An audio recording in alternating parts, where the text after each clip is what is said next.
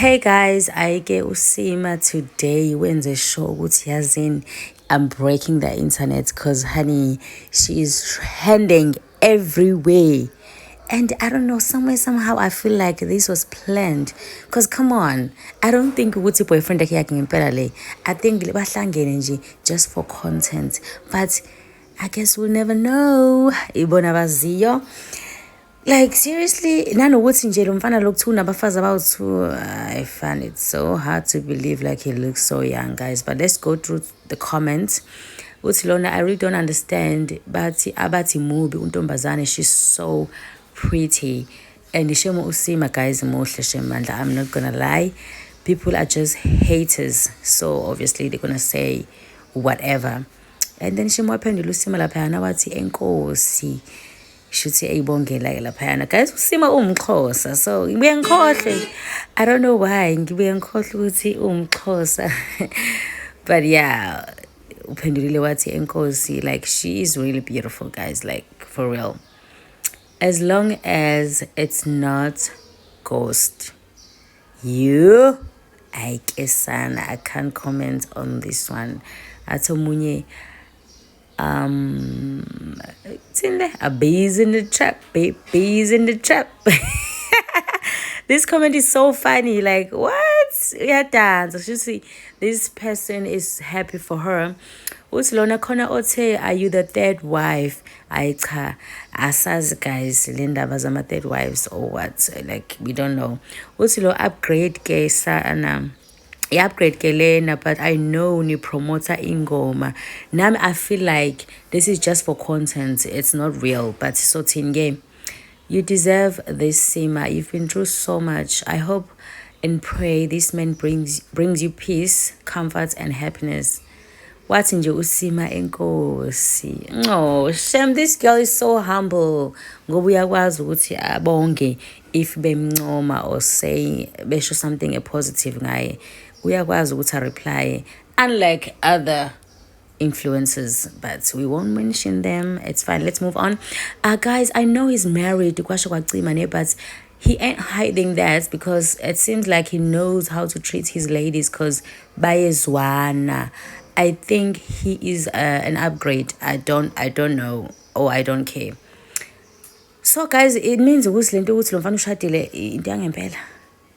Wow.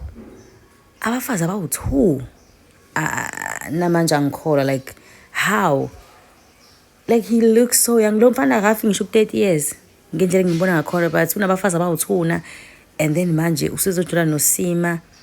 No guys, mina bengithi le ndaba yokuthi nabafazi abawu-2 nje abantu bayayishola, kanti abo manje sengiqala ukubelieve ukuthi into yangempela because there's no way ukuthi abantu abaningi bangasho into eyodwa. Athi lona, as long as it's not ghost Hlubi Ntombi si happy. However, abantu bakhathele ughost.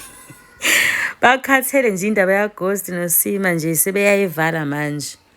Sebeyayivala inayo ghost. Une content yakhe. But ke Sima, she's so pretty though. I really don't understand the hate. Hey, people, guys, even Beyonce, there are people abangamthanda Beyonce.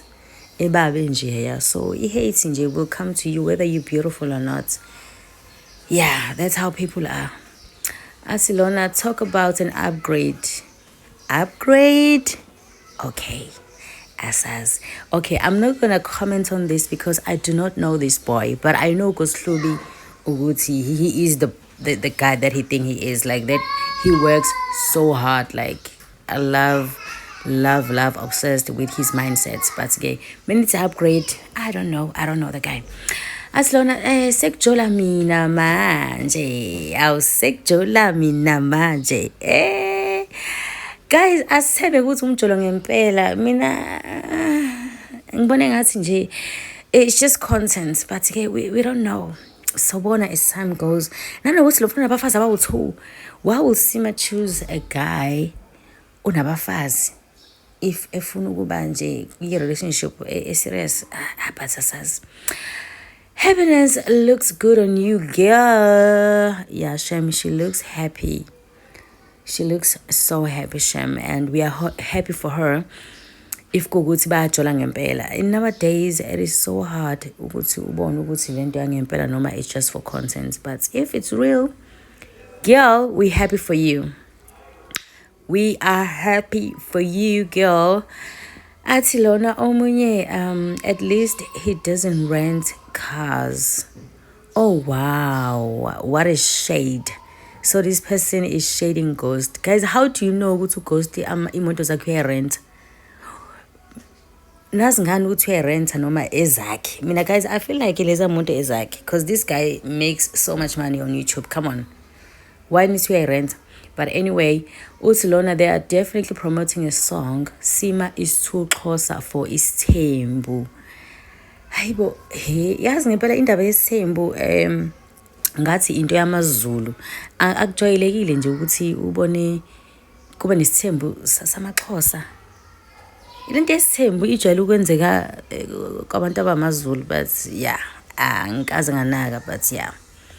I don't think Usime ngendaba yesithembu. Anyway, uthi lona watch Ghost. He's gonna try to take a spotlight because he hates seeing Sima trending. Yabona ke le comment when you don't like Ghost. Just say you don't like Ghost. Nje, you just don't like Ghost. Why would you say this? Like Usima, yes, sasimazi before, but waduma kakhulu after esejula no Ghost. So don't be a hater here. Don't come here and be a hater for Ghost. Anyway, Usilona, as long as it's not Ghost, we are happy as South Africa. Oh wow. Shem guys, can't yini le ngaku Ghost ayenza. Guys, animfuni uGhost for Usima. Yo. Bafethu. Yazini inkinga yenu ngithanda ungena indaba zabantu because whatever le Usima ayenza no Ghost, she was not forced. Wayenza because she wanted to. It was just content. Anyway, Utile, you deserve this kind of happiness. I'm happy for you, baby.